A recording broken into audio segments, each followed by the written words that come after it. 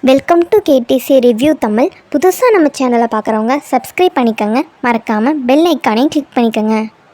இன்றைக்கி நாம் ஏற்கனவே பார்த்துட்டு இருந்த மாடர்ன் ட்ராமாவோட 5வது எபிசோட் தான் பார்க்க போகிறோம். இந்த எபிசோடோட ஸ்டார்டிங்கில் நம்ம ஹீரோ லீ என்ன பண்ணுவார் அப்படின்னா, அவரோட ஆஃபீஸ் ஃப்ரெண்டை கூட கூப்பிட்டு உட்கார வச்சு அவர் கூட வந்து மீட்டிங்கில் வந்து டிஸ்கஸ் பண்ணிகிட்டு இருப்பார். எதை பற்றி பேசிகிட்டு இருப்பாங்க அப்படின்னா, இப்போ இவங்க ரீசெண்டாக வந்து எஸ்கெச் குரூப் கூட வந்து ஒர்க் பண்ணிகிட்டு இருக்காங்கல்ல, அந்த எஸ்கெச் குரூப்லேருந்து நிறைய இஷ்யூ இருக்குது. அதுவும் ஃபினான்ஷியலாக வந்து நிறைய ஸ்டேட்மெண்ட் வந்து தப்பாக கொடுத்துருக்காங்கன்றதை இப்போ தான் அவங்க கண்டுபிடிச்சிருப்பாங்க. கண்டுபிடிச்ச விஷயம் வந்து சின்ன விஷயம் கிடையாது. ஒரு கம்பெனி வந்து இன்னொரு கம்பெனி மேலே இன்வெஸ்ட் பண்ணுறாங்க அப்படின்னா ஒரு சில விஷயங்களில் வந்து ஃப்ராடுத்தனம் பண்ணுறது நார்மல் தான். ஆனால் ஃபினான்ஷியல் ஃப்ராட் வந்து ரொம்ப ஹெவியாக இருக்குது. எல்லாமே வந்து கால்குலேஷன் எல்லாம் தப்பாக போட்டிருக்காங்க, ரொம்ப மேனிப்புலேஷன் பண்ணியிருக்காங்க. இதை பார்த்தாவே தெரியுது இவங்களுக்கு வந்து நல்ல விதமாக வரதை விட இல்லீகல் மணிஸ் தான் நிறையா இருக்குது. ஆனால் இந்த விஷயத்தனா அவங்க வந்து கரெக்டாக வந்து ஏன் ப்ராஃபிட்டாக வந்து எடுத்துக்கல அப்படின்ற மாதிரி சொல்லிட்டு இவங்களுக்கு ஒரு டவுட் வரும். இந்த விஷயம்லாம் பார்க்கும்போது நம்ம ஹீரோ வந்து கெஸ் பண்ணிடுவார், கம்பெனியோட ப்ராஃபிட்காக ஏதோ ஒரு விஷயம் பண்ணியிருக்காங்க. இந்த விஷயத்தை நம்ம இந்த விஷயம் பண்ண முடியாதுன்னு சொல்லும்போது இப்போ என்ன சார் பண்ணுறது அப்படின்ற மாதிரி அவங்க பேசிகிட்டு இருக்கும்போது, இதே ப்ராஜெக்ட் தானே நம்ம ஹீஜன் குரூப் செக்யூரிட்டிஸும் எடுத்திருக்காங்கன்னு சொல்லி கேட்கும்போது ஆமாம் அப்படின்னு சொல்லும்போது, அதை யார் வந்து லீட் பண்ணியிருக்கான்னு கேட்கும்போது இந்த மாதிரி டாக்டர் ஃபேங்கிறவங்க அப்படின்னு சொல்லவும், அவங்களுக்கு எப்படி இந்த விஷயம் தெரியாமல் இருக்கும் அப்படின்ற மாதிரி சொல்லிட்டு அதை பற்றி டிஸ்கஸ் பண்ணுவாங்க. அப்போ தான் நம்ம ஹீரோ என்ன சொல்லுவார் அப்படின்னா, அவங்களுக்கு இதை பற்றி தெரியாமனா இருந்திருக்காது. ஆக்சுவலி அவங்களுக்கு இதை பற்றி ரொம்ப நல்லாவே தெரிஞ்சிருக்கும். அவங்க தெரிஞ்சும் இந்த ஒரு விஷயத்த வந்து அப்படி ஸ்டாப் பண்ணுறாங்க. இதுக்கு காரணம் இல்லாமனா இருக்காது, இதுக்கு காரணம் இருக்கும். ஃபஸ்ட்டு இவங்க வந்து போயிட்டு இந்த மாதிரி உங்கள் இதில் தப்பு இருக்குன்னு சொல்லிட்டு அந்த எஸ்கெச் குரூப் கிட்ட கொஸ்டின் கேட்டாங்க அப்படின்னா, இதுக்கு அடுத்து எஸ்கெச் குரூப் வந்து இவங்க கம்பெனி கூட வந்து எந்த டீலிங்கும் போட்டுக்காதுல, அந்த விஷயம் தெரிஞ்சும் தான் அவங்க ஃப்ராடுத்தனம் பண்ணுறாங்கன்னு தெரிஞ்சுமே இவங்க வந்து எக்ஸ்போஸ் பண்ணாமல் இருக்காங்க. நம்ம வந்து எக்ஸ்போஸ் பண்ணோம்னா அதுக்கப்புறமேட்டுக்கு வந்து எனக்கு முன்னாடியே தெரியும் அப்படின்ற மாதிரி சொல்லிட்டு பேசிக்கலான்ற மாதிரி ஒரு ஐடியாவில் இருக்கிறதுக்கு வாய்ப்புகள் இருக்குது. எனக்கு தெரிஞ்சு அவங்க ரிஸ்க் எடுக்க விரும்பலை போல் அப்படின்ற மாதிரி சொல்லிட்டு நம்ம ஹீரோ வந்து அந்த விஷயத்தனா கிளாரிஃபையாக சொல்லுவாங்க. ஆமாம் சார், நம்ம கஷ்டப்பட்டு இந்த மாதிரி விஷயம்னா பார்த்து கிளியர் பண்ணி விட்டாங்க அப்படின்னா அவங்களும் அதே ப்ராஜெக்டில் இருக்காங்க அப்படின்ற ஒரே காரணத்துக்காக நமக்கு இன்னும் வந்து எந்த இஷ்யூமே இல்லாமல் இருந்துக்குவாங்களா அப்படின்ற மாதிரி கேட்கும்போது, அதுக்கு தான் இப்போ நிறையா வாய்ப்பு இருக்குது அப்படின்ற மாதிரி சொல்லிட்டு 2 பேர் பேசிகிட்டு இருப்பாங்க. இப்போ என்ன சார் பண்ண போகிறீங்க அப்படின்ற மாதிரி சொல்லி கேட்கும்போது, இப்போதைக்கு எதுவும் பண்ண வேணாம், பெரிய இஷ்யூ ஆக்க வேணாம். ஆல்ரெடி வந்து கம்பெனிக்கு வந்து சிஎஸ்ஆர்சி இன்வெஸ்டிகேஷன் டீம் வேறு வரும், அதில் நம்ம சிக்கிக்கூடாது அப்படின்னா நமக்கு எவிடன்ஸ் வந்து ஸ்ட்ராங்காக வேணும்.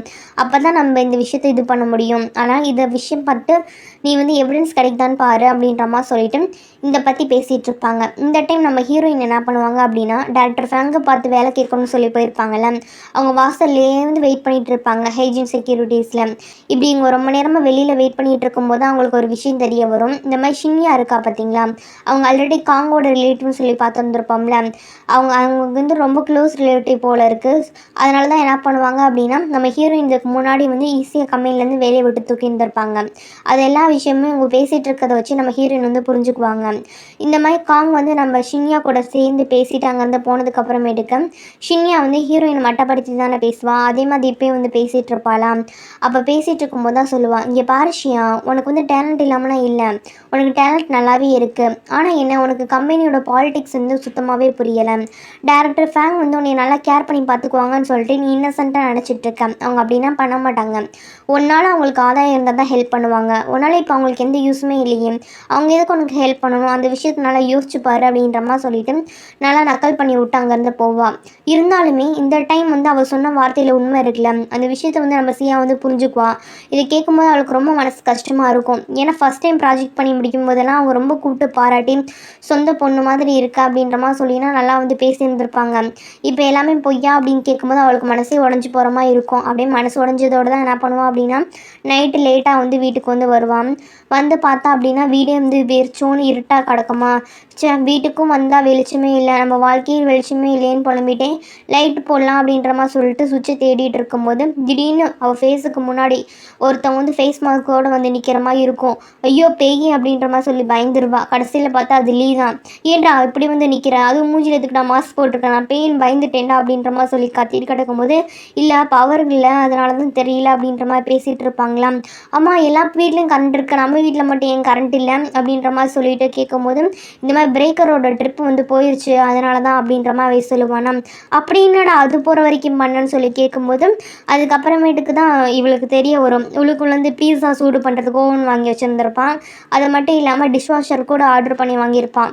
இதெல்லாம் பார்த்துட்டு எதுக்குடா இதுதான் பண்ணி வச்சுருக்கிறேன், பீஸா சூடு பண்ணணும்னா நீ தோசைக்கல்லை சூடு பண்ணி திங்க மாட்டியா, அப்புறம் எதுக்கு டிஷ்வாஷரு, வீட்டில் இருக்கிறதே 2 பேர் நீ நான் 2 தட்டு, அந்த 2 தட்டு உன்னால் கழுவி திங்க முடியாதா, ஏன்டா இந்தளவுக்கு கொடுமைப்படுத்திட்டு இருக்கேன், இதெல்லாம் பண்ணிட்டு இருந்தீங்கன்னா காசு தண்ணியாட்டம் போமே, இவ்வளோ காசு என்னடா பண்ணுறது, சரி ஃபஸ்ட்டு போய் கரண்ட்டை போட்டு வந்து உன்னை வச்சுக்கிறேன் அப்படின்ற மாதிரி சொல்லிவிட்டு இவங்களே போயிட்டு அந்த எலக்ட்ரிக்கல் பேனலில் போயிட்டு பிரேக்கரை வந்து ஆன் பண்ணி விடுவாங்க. உடனே கரண்ட் வந்துடும். பரவாயில்ல கரண்ட் வந்துருச்சு அப்படின்ற மாதிரி சொல்லி இவங்க பேசிகிட்டு இருப்பாங்களா. அப்படி பேசிகிட்டு இருக்க அந்த டைம் பார்த்து எலக்ட்ரிஷியன் ஒருத்தரை வந்து நம்ம ஹீரோ கால் பண்ணி கூப்பிட்டுருப்பார் போல இருக்கு. அதுவும் எமர்ஜென்சி சர்வீஸ்ன்னு கூப்பிட்டுருப்பாரு. ஆனால் அவர் வந்திருந்திருப்பார். இப்போ எமர்ஜென்சி சர்வீஸ்ன்னு கூப்பிட்டு விட்டதுனால காசு வேலை பார்த்தாலும் சரி பார்க்காடி சரி 200 கட்டணுமா. அந்த காசு வந்து கட்டி அனுப்பி விடுவாங்க. அந்த அந்த விஷயத்தை அசால்ட்டாக ஹீரோ வந்து காசு கொடுத்து அனுப்பி விடுவாங்களா. நம்ம ஹீரோயின் பார்ப்பாங்க, டேய் பணத்துலேயே பறந்து விழுந்துட்டுருக்கியா, அசால்ட்டாக காசை தூக்கி கொடுத்து விட்டுட்டுருக்க, ஒரு விஷயம் போச்சு அப்படின்னா கூகுளில் தேடினாவே எப்படி சுவிட்ச் ஆன் பண்ணணும்னு சொல்லி கொடுத்துருப்பாங்க. இதுக்கு ஒரு வேலையை மணக்கண்டு ஒருத்தனுக்கு நீ ஃபோனை போட்டு அவனுக்கு கூட்டு வந்து வச்சு வேறு காசு கொடுப்பியா அப்படின்ற மாதிரி சொல்லிட்டு நம்ம ஹீரோயின் லெக்சர் எடுக்கும்போது இங்கே பார்த்தியா உன்னே மாதிரியே என்னை வந்து கம்பேர் பண்ணிகிட்டு இருக்காத, உன்னோட லைஃப் ஸ்டைல் வேறு என்னோடய லைஃப் ஸ்டைல் வேறு, எனக்கு வந்து நேரம் அப்படின்றது எவ்வளோ இம்பார்ட்டன்ட் தெரியுமா, நேரத்தானே நான் வேஸ்ட் பண்ண முடியாது, நான் வந்து கூகுளில் தேடுற நேரத்துக்கு நான் எவ்வளோ காசு சம்பாதிப்பேன் தெரியுமா, என்னோட டைம் ரொம்ப வேல்யூபிளான ஒன்று அப்படின்ற மாதிரி சொல்லிட்டு அவன் வந்து ஆர்கியூ பண்ண ஆரம்பிப்பானா. உடனே நம்ம ஷியா கேட்பாங்க, ஏன்பா உனக்கு வந்து ஒரு சில விஷயங்கள் அப்படின்றது பேசிக்ஸ், அந்த பேசிக்ஸ் விஷயம் கூட தெரியாதா, வீட்டில் சின்ன சின்ன விஷயம்னா இப்படி தான் செய்யணும் இப்படி தான் பண்ணணும் அப்படின்னு சொல்லிட்டு எல்லா விஷயமும் சொல்லிக் கொடுப்பாங்க. அப்புறம் இதுக்கு மேற்பட்ட எமர்ஜென்சின்னு சொல்லிட்டு எமர்ஜென்சி சர்வீஸ்லாம் கூப்பிடாத, இந்த பாரு கேஸ் பைப் ஆன் ஆயிடுச்சுன்னா இப்படி தான் கேஸ் பைப்பை க்ளோஸ் பண்ணணும், விண்டோ இப்படி தான் க்ளோஸ் பண்ணணும், புரியுதா, ஃபயர் மிஷினை இப்படி தான் ஆன் பண்ணி விடணும், இதுக்கு மேற்பட்ட உனக்கு ஏதாவது ஒரு டவுட் இருந்தால் சொல்லு, நான் எல்லாமே பண்ணிகிட்ருக்கேன், எப்படி பாரு 24 மணி நேரம் உனக்கு வந்து ஒருத்தவங்க வேலை பார்த்துட்டே இருப்பாங்களா, எது எப்படி பண்ணணும் நம்ம தான்டா கற்றுக்கணும், ஆமாம் இது நாள் வரைக்கும் நீ எப்படி சர்வே பண்ணேன்னு எனக்கு தரலையே, ஒன்றமா இருக்கிற வச்சு எப்படி தான் அவள் குப்பை கொட்டினாலும் தரல அப்படின்ற மாதிரி சொல்லி பேசும்போது நான் இதுக்கு கஷ்டப்படணும், இதுக்கு முன்னாடி நான் அவருக்கு இருந்த அப்பார்ட்மெண்ட்லன்னா அது வந்து சொந்த வீடு தான் எனக்கு, அதில் வந்து 24 மணி நேரமே சர்வீஸ் இருக்கும் தெரியுமா, அவங்க வந்து நம்ம என்ன வாலண்டியர் சர்வீஸ் கேட்டாலும் பண்ணி கொடுப்பாங்க, ஆனால் எனக்கு எந்த இஷ்யூ இல்லை, ஏதாவது ஒன்றா அவங்களை கால் பண்ணி கூப்பிடுவேன், ஸோ சிம்பிள் அப்படின்ற மாதிரி சொல்லிடுவான். இதெல்லாம் கேட்கும்போது நம்ம ஷியாவுக்கு டேய் நீ என்னடா பேசிகிட்டு இருக்க, இந்த உலகத்துக்கே சம்மந்தமே இல்லாத மாதிரி நீ பேசிகிட்டு இருக்க, நீ ஒரு தனி உலகத்தில் தான் வாழ்கிற போல இருக்கு அப்படின்ற மாதிரி சொல்லி தான் அவன் வந்து பார்த்துட்டு இருப்பான். அப்போ வந்து இதெல்லாம் கேட்டுட்டு இருந்த லீ என்ன சொல்லுவான் அப்படின்னா, நான் உனக்கு ஒரு விஷயம் சொல்லவா, இப்போ நீ இருக்க பற்றிய அப்பார்ட்மெண்ட்டு இதில் வந்து உனக்கு வந்து நிறைய ப்ளஸ் இருக்குன்றதை விட நிறைய மைனஸ் தான் இருக்குது அப்படின்ற மாதிரி சொல்லிட்டு இவள் அப்பார்ட்மெண்ட்டுக்காக நிறைய பண்ணியிருப்பாள், டேக்ஸ் கட்டினது அப்புறமேட்டுக்கு வட்டி கட்டுறது இப்போ வேறு லோனில் இருக்கிறது அது எல்லாத்தையும் சொல்லிட்டு ஒரு லெக்சரே எடுக்க ஆரம்பிப்பானா. இதெல்லாம் கேட்ட நம்ம ஷியாவுக்கு செம்ம காண்டாயிரும்.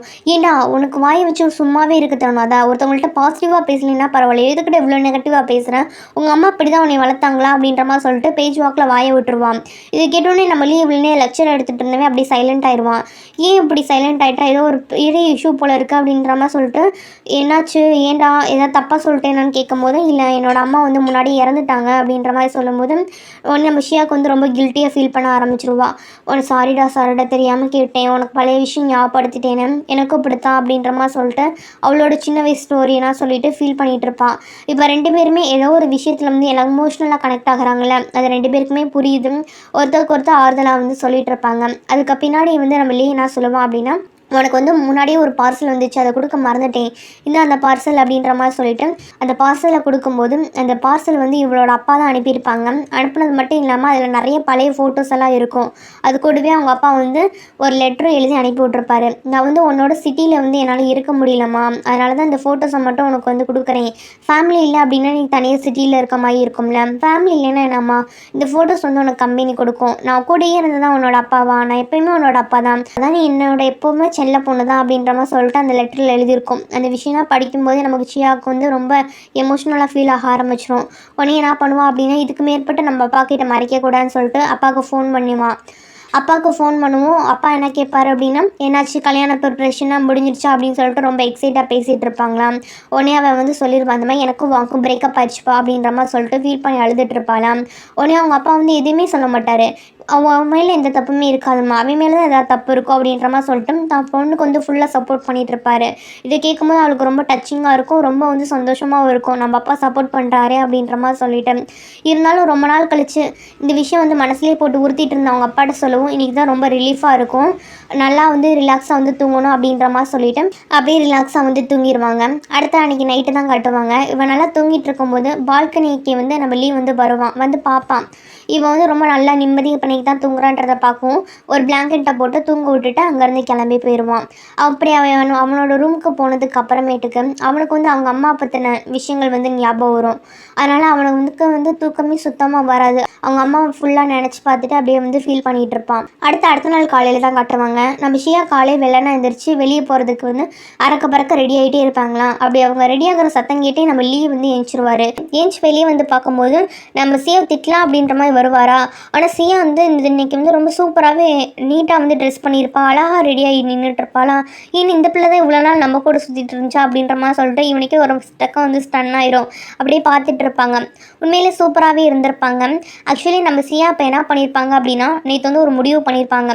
நைட்டு ஃபுல்லாக யோசிச்சு நம்ம எப்படியே இந்த எஸ்கச் குரூப்பில் வந்து ஒரு புது ரிப்போர்ட் ரெடி பண்ணி வந்து கொடுக்கணும் அப்படின்ற மாதிரி சொல்லிட்டு அந்த ரிப்போர்ட் இப்போ எடுத்துகிட்டு தான் என்ன பண்ணுவாங்க அப்படின்னா அங்கேருந்து கிளம்பி வெளியில் போவாங்க. நம்ம ஹீரோ வந்து ஹீரோயினே அப்படியே பார்த்துக்கிட்டே தான் இருந்துகிட்டு இருப்பார். வெளியே டேரெக்டாக நம்ம ஷியா எங்கே போவாங்க அப்படின்னா ஜின்யாவை பார்க்கறதுக்காக போவாங்க. போனது மட்டும் இல்லாமல் இந்த ரிப்போர்ட்டையும் கொடுப்பாங்க. நீ பர்சனலாக எனக்கு வந்து இதை வந்து ரிவ்யூ பண்ணி சொல்லுடி அப்படின்ற மாதிரி சொல்லும்போது இது வந்து பார்க்குறதுக்கு சூப்பராக தாண்டி இருக்குது, ஆனால் இது வந்து நீ என்கிட்ட கேட்குறத விட ப்ரொஃபஷ்னலாக ஒருத்தவங்க வந்து இந்த ஃபீல்டில் இருப்பாங்களே அவங்கள்ட்ட அட்வைஸ் கேளேன், அவங்க சொல்லும்போது கரெக்டாக இருக்குன்னு சொல்லும்போது யார்ட்டடி ஹெல்ப் கேட்குறது, இதுக்கு முன்னாடி கூட வேலை பார்த்தவங்கள்ட்ட கேட்குறதுக்கு ஒரு மாதிரி சங்கட்டமாக இருக்குன்னு சொல்லும்போது எதுக்கடி யார்கிட்டயோ போய் கேட்குறேன், உங்க கூட தான் ரூம்மேட் ஒருத்தர் இருக்கார் லலின்னு சொல்லிட்டு அவர்கிட்ட கேட்கலாம்ல, அவர் இதே ஃபீல்டு தானே. கேட்கும்போது ஏண்டி நீ வேற, அவர் சரியான சோம்பேறி, ஒரு சுவிட்ச் போகிறதுக்கு கூட ஆள் கூப்பிட்றாரு அப்படின்ற மாதிரி சொல்லிட்டு அந்த கதையை போகிற சொல்லும்போது லூஸு அதை பற்றினா பேசாத, ப்ரொஃபஷ்னலாக அவர் எப்படி இருக்காரோ அப்படி பாரு. இப்போ வந்து உனக்கு எப்படி ஃபாங் வந்து லீட்ரோ அதே மாதிரி இவர் வந்து அந்த கம்பெனியில் வந்து ஒரு பெரிய பொறுப்பில் இருக்கிறவர். ஆனால் நீ டேரக்டர் ஃபாங் கிட்டே கேட்குற மாதிரி உங்கள்கிட்ட கேளு, ஓவர் சீன் போட்டு ஈகோவெல்லாம் பார்த்துட்டு தெரியாதா அப்படின்ற மாதிரி ஃப்ரெண்டை அட்வைஸ் பண்ணும்போது ஆமாம் அதுவும் நல்ல விஷயந்தான், ஹெல்ப் கேட்கணும் அப்படின்ற மாதிரி சொல்லிட்டு நம்ம ஹீரோயின் வந்து முடிவு பண்ணுவாங்க. இந்த டைம் பார்த்தோம் அப்படின்னா நம்ம ஜின்னியா என்ன பண்ணுவாங்க அப்படின்னா நேராக வந்து வீட்டுக்கு வந்து சீக்கிரமாக வந்திருப்பாங்க. இந்த டைம் பார்த்து அவளோட பாய் ஃப்ரெண்டு ஹஸ்பண்ட் சொல்லியிருந்தேன்னா ஹஸ்பண்ட் கிடையாது, இன்னும் வந்து அஃபிஷியலாக மேரேஜ் பண்ணிக்கலாம், இப்போதைக்கு பாய் ஃப்ரெண்டாக தான் இருக்கான். அந்த பையன் என்ன பண்ணுவான் அப்படின்னா வீட்டில் இருப்பான். எப்பயும் மேலே இல்லாமல் இந்த தடவை அதிசயமாக போய் வேகமாக குளிச்சுட்டு அவன் துணியெல்லாம் துவைச்சிட்டு இருப்பான். இதெல்லாம் பார்க்கும்போது அவளுக்கு டவுட் வரும், ஒருவேளை ஷியாவோட பாய் ஃப்ரெண்ட் சீட் பண்ண மாதிரி இவனும் சீட் பண்ணுறானோ அப்படின்ற மாதிரி சொல்லிட்டு திங்ஸ் எல்லாம் செக் பண்ணி பார்க்கும்போது டைமண்ட் ரிங் இருக்குமா.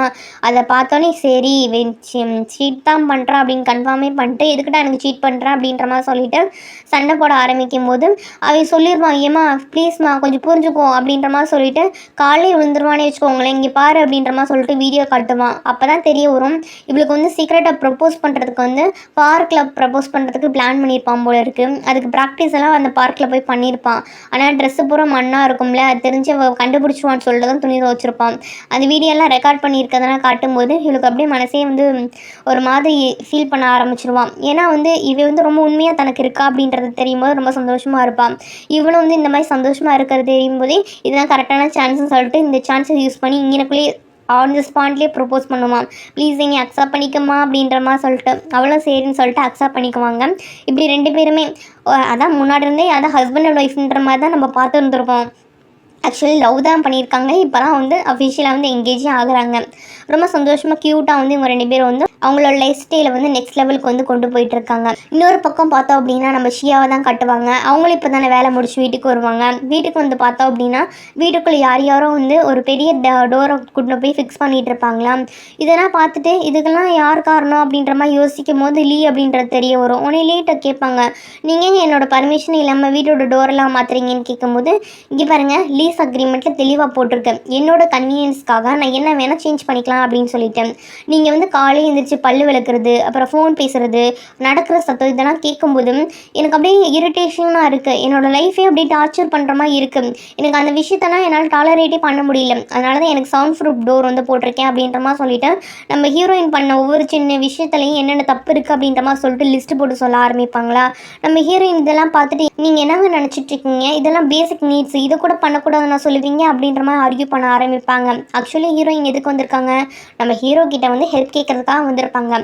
அதை நினச்சி இந்த மாதிரி கத்திட்டு இருப்பாங்க. அப்போ தான் ஃப்ரெண்டு சொன்னது ஞாபகம் வரும். ஆமால நம்ம ஈகோவை பார்க்கக்கூடாதுன்னு சொல்லிட்டு உடனே என்ன பண்ணுவாங்க அப்படின்னா, சரிங்க இந்த பிரச்சனையை வந்து நான் பெருசுப்படுத்தலை அப்படின்ற மாதிரி சொல்லிட்டு விட்டுருவாங்க. அடுத்து வந்து எப்படி சமாதானப்படுத்துறது அப்படின்ற மாதிரி சொல்லி யோசிக்கும் போது, இவனுக்கு தான் நம்ம ஹீரோயினோட சாப்பாடு பிடிக்கும்ல, ஆனால் நைட்டு டின்னருக்கு வந்து சாப்பாடு சமைச்சு இவனுக்கு வந்து ஐஸ் வச்சிட வேண்டியதான் அப்படின்ற மாதிரி சொல்லிட்டு நைட்டு டின்னருக்கு வந்து எல்லாமே சமைச்சிட்டு ஹீரோ கிட்ட வந்து கூப்பிடுவாங்க. இந்த மாதிரி சமைச்சிருக்கேன், நைட்டு வந்து சாப்பிட்லாம் அப்படின்னு சொல்லும்போது ஃபஸ்ட்டு நம்ம லீக்கு வந்து சந்தேகம் தான் வரும். இவ இப்படி நல்லவ கிடையாது, ஏதோ ஒரு உள்குத்து இருக்குமோ அப்படின்ற மாதிரி சொல்லி பார்த்துட்டு தான் இருப்பான். கொஞ்சம் தயக்கமாக இருந்தாலும் அவளோட சாப்பாடு சூப்பராக ஸ்மெல்ல வர ஆரம்பிக்குமா. இதுக்கு மேலே என்ன உள்குத்து இருந்தால் இருந்துட்டு போகுதுன்னு சொல்லிட்டு நம்ம 2 பேர் ஃபுட்டை ஷேர் பண்ணி சாப்பிட்டுக்கலாம் அப்படின்ற மாதிரி சொல்லிவிட்டு ஷேர் பண்ணி வந்து சாப்பிட்றதுக்கு வந்து வருவான். ஆனால் ஒரு கண்டிஷன் போட்டுருவான், நான் சாப்பிட வந்தீங்கன்னா நீங்கள் என்னது பாத்திரம் அளவுக்கு சொல்லக்கூடாது அப்படின்ற மாதிரி சொல்லிட்டு தான் என்ன பண்ணுவான் அப்படின்னா சாப்பிடவே உட்காருவான். அதுக்கு நம்ம ஷியாவும் ஓகே அப்படின்ற மாதிரி சொல்லிடுவாங்க. அப்போ வந்து சாப்பாடெல்லாம் சாப்பிட்டுட்டு இருப்பான். அதில் இவனுக்கு ஃபேவரட்டாக ஒரு எக் போட்டு பண்ண டிஷ்ஷு பிடிக்கும்னு சொல்லியிருப்பாங்க. டொமேட்டோ போட்டு எக் போட்டது அந்த டிஷ் வந்து அதிகமாக போட்டு சாப்பிட்டுட்டு இருப்பாங்க. சாப்பிடும்போது உண்மையிலேயே அவனுக்கு வந்து நம்ம ஷியா சமைச்சது வந்து ரொம்ப பிடிக்கும் போல இருக்குது. சூப்பராக இருக்குங்க அப்படின்ற மாதிரி சொல்லிட்டு மனசார தான் பாராட்டிகிட்டு இருப்பான். அவளுக்குமே ஆஹா இது உண்மையிலேயே வந்து நல்லா தான் சொல்கிறாரு அப்படின்ற மாதிரி சொல்லிட்டு கொஞ்சம் நல்லாயிருக்கும். சரி இப்போ தான் நல்ல மூடில் இருக்காது, ஏதாவது ஹெல்ப் கேட்டுடலாமா அப்படின்ற மாதிரி சொல்லிவிட்டு அவள் என்ன பண்ணுவாள் அப்படின்னா நம்ம ஹீரோ வந்து கொஞ்சம் புகழ்ந்து பேச ஆரம்பிப்பாளா. உடனே நம்ம ஹீரோவுக்கு வந்து தெரிஞ்சு போச்சு, ஏதோ ஒரு விஷயம் இருக்கே, காரணம் இல்லாமல் இவள் பண்ண மாட்டாளே அப்படின்ற மாதிரி பார்க்கும்போது அப்படியே சிரிச்சுக்கிட்டே என்ன பண்ணுவோம் அப்படின்னா ஹெல்ப் கேட்பான். இந்த மாதிரிங்க ஒரு ரிப்போர்ட் ரெடி பண்ணியிருக்கேன், நீங்கள் தானே சொன்னீங்க எனக்கு ஒரு மென்டாராக வந்து ஹெல்ப் பண்ணுறேன்னு சொல்லிவிட்டு கொஞ்சம் ஹெல்ப் பண்ண முடியுமா அப்படின்ற மாதிரி சொல்லிட்டு அப்படியே தயங்கிக்கிட்டே அந்த ரிப்போர்ட் எஸ்கச் குரூப்பை பற்றி அனாலிசிஸ் பண்ணி எடுத்துருந்துருப்பாள். அந்த ரிப்போர்ட்டெல்லாம் காட்டி ஹெல்ப் கேட்கறதுக்காக பார்த்துட்ருப்பா. இவனும் வாங்கி பார்ப்பான், இந்த பிள்ளை இதுக்கு தான் அடி போடுச்சா அப்படின்ற மாதிரி சொல்லிட்டேன். இப்போ வந்து நம்ம ஹீரோயின் வந்து ஹீரோ கிட்ட வந்து கொஞ்சம் கொஞ்சமாக க்ளோஸ் ஆகி ஹெல்ப் கேட்குற லெவலுக்கு வந்திருக்காங்க.